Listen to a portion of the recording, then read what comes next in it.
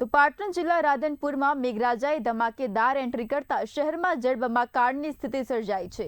શુક્રવારે સવારે 6 વાગ્યાથી 10 વાગ્યા સુધી માત્ર 4 કલાકના સમયગાળામાં રાધનપુર તાલુકામાં સૌથી વધુ 79 મિલીમીટર એટલે કે અંદાજે 3 ઇંચ જેટલો વરસાદ નોંધાયો છે।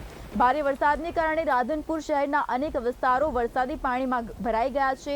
શહેરના બસ ડેપો, મુખ્ય બજાર અને નીચાણવાળા વિસ્તારોમાં પાણી ભરાતા વાહન ચાલકો અને રાહદારીઓને ભારે મુશ્કેલીનો સામનો કરવો પડી રહ્યો છે। મુખ્ય બજારમાં પાણી ભરાતા વાહનોની અવરજવર ધીમી પડી ગઈ હતી। વેપારીઓને પણ દુકાનો સુધી પહોંચવામાં અને રોજિંદા વ્યવહારમાં મુશ્કેલીનો સામનો કરવો પડ્યો હતો। કેટલાક વિસ્તારોમાં રસ્તાઓ પર પાણી ભરાતા લોકો પરેશાન જોવા મળ્યા હતા।